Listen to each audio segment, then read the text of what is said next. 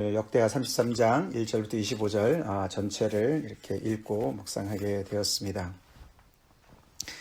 역대하 말씀을 묵상하면서 우리가 많은 왕들을 만나게 되었고, 사실 그렇게 참 인생들을 보는 거죠, 그죠? 오늘도 우리가 그 남유다의 14대, 15대 왕 므낫세와 아몬 왕을 보게 되고, 그들의 인생을 보는 거 아닙니까?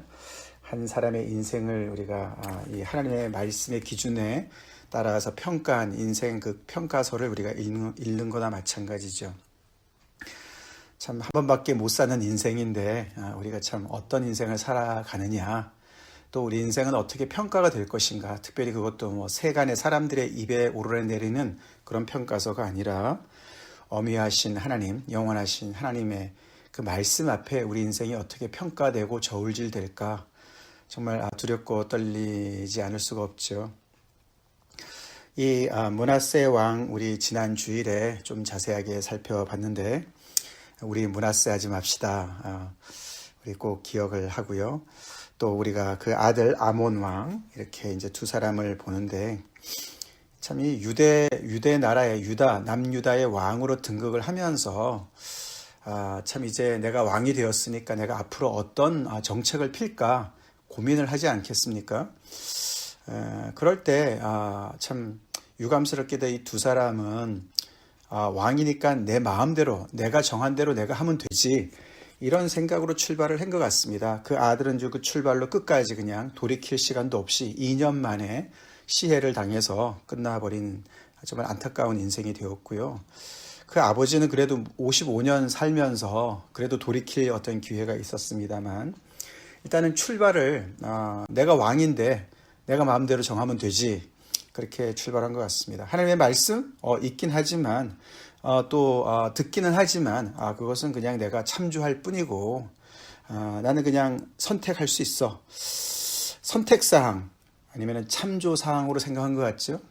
그러고 무시를 해버렸습니다. 오늘 우리가 이 두 사람의 그 왕의 인생을 보면서 우리는 하나님의 말씀을 어떻게 다루고 있는가, 대하고 있는가, 그 태도를 좀 살펴보면 좋을 것 같아요. 결국 이들은 나름대로 자기들의 마음의 결정을 가지고 하나님의 말씀을 그런 태도를 가지고, 다시 말해서 거만한 태도를 취한 것이죠. 하나님의 말씀, 먹으면 맨날 듣는 얘기고 그거 중요하지 않아, 내가 마음대로 정하면 되고 내가 왕인데 내가 이끌어가면 되지, 그런 교만이 결국은 자리 잡고 있었던 것이고, 결국은 그렇게 하나님의 말씀을 등한히 여기고 경시하고 무시하니까 결국은 잊어버리게 되죠. 잊어버리게 되고 그 말씀을 정말 불순종하는 자리에까지 가고, 그래서 자기 나름대로 옳다고 생각한 것을 따라서 인생을 쌓았습니다. 반석 위에 쌓지 않고 모래 위에 쌓은 것이죠. 우리 마태복음 13장 제가 묵상할 때 읽어드린 말씀 우리가 토대로 해서 오늘 말씀을 좀 보자고요. 이 인생, 두 사람의 인생을 살펴보자고요. 사실 그 말씀이, 하나님의 말씀이 그들의 인생의 기초여야 됐고, 그들의 왕의 정치의 기초가 되어야 됐고, 그의 인생 전체를 받들고 있는 정말 생명과도 같은 그런 말씀 아니었습니까? 그런데 이제 그 말씀을 그렇게 이제 듣지 않고 이제 불순종을 하게 되는 거죠. 어떻게 됐습니까? 그런데 결론은 어떻게 됐습니까? 결과적으로는 결국은 하나님의 말씀대로 다 되지 않았습니까? 하나님의 말씀대로 되었어요. 자기 생각대로 인생이 된 게 아닙니다.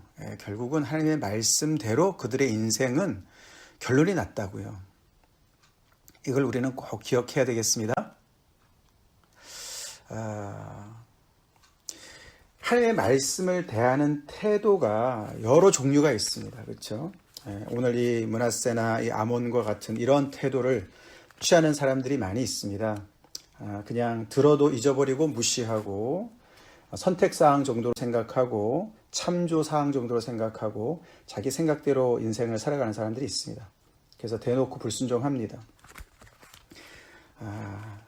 반대로 그 말씀을 정말 생명보다도 귀하게 여기고, 정금보다도 더 소중하게 여기고, 꿀송이보다도 더 달게 여기고, 그 말씀을 붙잡는 그런 인생이 있습니다. 그래서 그 말씀을 묵상하고 정말 소중히 여기고 품고 기억하고 그 말씀을 신뢰하고 그리고 그 말씀을 따라 순종하는 인생이 있습니다. 예수님의 말씀에 정말 씨 뿌리는 비유에서 말씀이 떨어지잖아요, 그죠? 어떤 거는 가시떨기에 떨어지고, 어떤 거는 돌밭 떨어지고, 어떤 길가에 떨어지고, 어떤 거는 좋은 땅에 떨어지고, 그렇게 이제 하나님의 말씀이 우리 인생에 이렇게 다가오는데 나는 그 말씀을 어떻게 받아들이고 있고 어떻게 정말 대하고 있는가 이렇게 정말 우리가 심각하게 돌아봐야 되지요. 사실 이 말씀대로 이렇게 되었다는 말씀을 잠깐 우리가 오늘 본문을 살펴본다면 결국 하나님께서 우리 여기 4절과 7절 지난주에도 잠깐 언급드렸지만 4절에서 여호와께서 전에 이르시기를 내가 내 이름을 예루살렘에 영원히 두리라 이 말씀이에요, 그죠? 하나님께서 그것을 그 위에 정말 자기 조상들한테 다 이야기하신 말씀이에요. 내가 내 이름을 예루살렘에 영원히 두리라. 그 말씀은 엄청난 축복이고 약속이었습니다. 그렇죠? 그리고 엄청난 특권이고 은혜였습니다. 그렇죠? 내가 내 이름을 예루살렘에 영원히 두리라. 그 말은 하나님께서 함께 하시겠다. 내가 지켜주겠다. 그 말씀이기도 하지만 거룩한 하나님이시니까 이 예루살렘 안에서 하나님의 말씀대로 거룩한 도성으로 정말 하나님께서 기뻐하시는 신실한 고을로 계속해서 그들이 잘 말씀대로 순종해야 되는 것들도 그런 책임 또한 따라오는 것이었습니다. 그 말씀이 100배의 결실을 맺었으면 얼마나 좋았겠습니까? 이제 그 부분을 우리가 생각해 봐야 돼요. 근데 결국은 이제 그걸 무시했다고요. 그리고 밑에 7절도 보면은 내가 이스라엘 모든 지파 중에서 택한 그 앞에 7절 처음부터 읽겠습니다. 또 자기가 만든 아로새긴 목상을 하나님의 전에 세웠더라. 옛적에 하나님이 이 성전에 대하여 다윗과 그의 아들 솔로몬에게 이르시기를 한 300년 전에 조상들 아닙니까? 그 나라를 시작한 정말 그 귀한 그런 자기의 믿음의 선배이자 정말 그 선조들인데 그들한테 하나님께서 말씀하신 거잖아요. 그 말씀을 자기가 무슨 권위로 무시하겠습니까? 아무리 지금 왕이 됐다 하더라도 말이죠. 조금만 겸손했어도 이 엄청난 그런 그 역사와 그렇죠? 그 무게를 느껴야 되는데 그 하나님께서 그들에게 뭐라고 말씀하셨습니까? 내가 이스라엘 모든 지파 중에서 택한 이 성전과 예루살렘에 내 이름을 영원히 둘지라 이 말씀이잖아요. 근데 거기서 끝난 게 아니에요. 만일 이스라엘 사람이 내가 명령한 일들 곧 모세를 통하여 전한 모든 율법과 율례와 규례를 지켜 행하면 내가 그들의 발로 다시는 그들의 조상들에게 정하여 준 땅에서 옮기지 않게 하리라. 하나님의 약속의 말씀이었어요. 이 말씀이 그들의 어떤 그 자유를 억압하는 게 아니지 않습니까? 그죠? 그들에게 생명을 주는 말씀이고 너네가 이렇게 지켜 행하면 결국은 신명기의 언약의 말씀 아니겠습니까? 율법의 그 모세 율법까지 올라가는 그 말씀 아닙니까? 아무리 하나님께서 다윗을 축복하셔서 너의 왕조를 영원토록 하게 할 것이다라고 어떤 그 다윗 왕조를 축복하시는 말씀도 언약도 주셨지만 그보다 더 앞에 선행되는 것은 모세의 율법의 말씀이죠. 이 신명기의 말씀이었습니다. 그래서 그들이 그 말씀 안에 거할 때 가능한 그런 축복의 말씀이었는데 아마 므낫세는 다윗 왕조에게 약속한 약속만 붙잡은 것인지 그 귀한 말씀을 듣질 않은 것이죠. 그게 어떻게 됐습니까? 이 말씀대로 결국은 불순종한 므낫세 인생 가운데 그 말씀대로 일이 벌어진 거 아닙니까? 그죠? 그래서 끌려간 거예요. 그렇게 순종하지 않아서 율법을 어김으로 말미암아 결국에는 외세 침략을 받고 포로로 사로잡혀서 끌려간 거 아닙니까? 자기 말대로 됐습니까? 인생이? 그렇지 않아요. 하나님의 말씀으로 되었습니다. 이런 인생 참 우리가 너무 안타까운 인생, 하나님의 말씀을 테스트하는 인생이 돼버렸어요. 그죠? 정말 내가 불순종하면 그렇게 될까? 그렇게 됐어요. 우리 인생 하나님의 말씀을 불순종해서 테스트하는 인생 되지 맙시다. 우리가 뭐라고 하나님의 말씀을 테스트합니까? 지금은 게으름을 필 때가 아니다. 자다가 깰 때다. 우리가 열처녀 비유에서 말이죠. 등불 들고 정말 거기에 기름이 모자라는 그런 말씀 있지 않습니까? 예수님의 말씀. 내가 기름 준비 안 해도 나는 어떻게 되나 한번 볼까? 이런 거 테스트 할 필요 없습니다. 하나님의 말씀을 그대로 신뢰하고 그 말씀을 통해서 100배의 결실을 맺어야 됩니다. 그 말씀을 가지고 계속 그 경계선에서 내가 순종했다, 불순종했다, 불순종한 하나님의 말씀이 될까 말까 이런 생각하지 말아야 돼요. 아몬도 마찬가지예요. 결국은 아몬이 이렇게 2년 안에 이렇게 시해를 당하지 않았습니까? 그는 너무나 유감스럽게도 아버지의 못된 것만 다 배웠어요. 그가 그렇게 겸손하게 돌아서기도 했었는데 그 겸손에서 다시 하나님 앞에 선 모습을 본받았으면 얼마나 좋았겠습니까? 근데 그는 5번째로 이 남유다 왕의 5번째로 시해당하는 그런 왕이 되었어요. 아하시아부터 시작해가지고 아달랴는 왕은 아니었지만 아달랴도 시해를 당했고요. 그 다음에 요아스도 시해를 당했고요. 아마샤도 시해를 당했고요. 결국은 오늘 이 아몬도 시해를 당한 것이죠. 어떤 말씀을 테스트했습니까? 하나님께서 정말 이 다윗의 이 왕조의 등불을 계속 지켜줄까 안 지켜줄까? 그 말씀을 테스트한 거랑 마찬가지예요. 이렇게 정말 불순종해서 신하한테 정말 시해를 당해가지고 정변이 일어나고 완전히 나라가 뒤집혀져서 그 다윗의 씨를 다 말려버리고 다른 왕조를 세울 수도 있는 거 아닙니까? 그렇게 나라를 위험에 처하게 만들었습니다. 근데 하나님의 그 말씀이 승했습니다. 이겼습니다. 그래서 결국에는 이런 정변 속에서도 백성들이 그 아몬의 아들 요시야를 왕으로 세우지 않습니까? 결국 하나님의 말씀으로 되었어요. 말씀대로 되었습니다. 그죠? 근데 결국은 아몬은 하나님의 말씀을 테스트한 거랑 마찬가지죠. 므낫세가 하나님의 말씀을 우리 지난주에 살펴봤던 7장 14절 말씀을 또한 테스트한 거나 마찬가지예요. 그죠?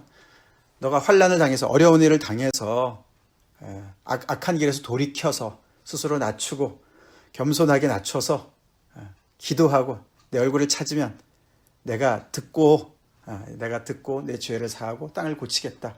그 말씀 테스트 그거는 너무너무 감사한 일이죠. 그죠? 근데 그 말씀을 우리가 은혜를 그런 식으로 받는 것, 경험하는 것도 참 감사한 일이지만 너무 다행스러운 일이지만 그 전에 악행을 안 했으면 얼마나 좋았을까. 그렇죠? 100배의 결실을 맺었으면 얼마나 좋았을까.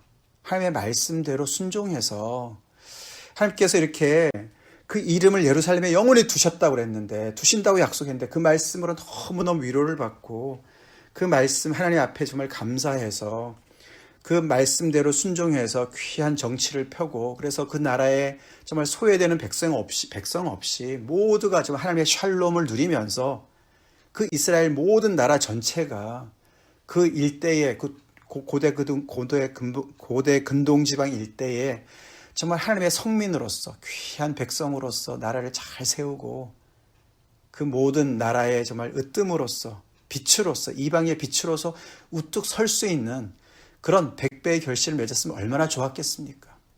그렇게 하나님의 은혜를 깊이 정말 경험했으면 얼마나 좋았겠습니까? 이렇게 다 정말 망해가지고 불 가운데 구원을 받은 것처럼 겨우 구원받는 그런 인생으로 정말 그것도 감사한 일이지만 제 말씀의 그 요점을 아시겠죠? 그렇습니다. 우리 하나님의 말씀이 우리 안에 들어왔을 때 우리가 받았을 때 그 말씀 귀하게 여깁시다.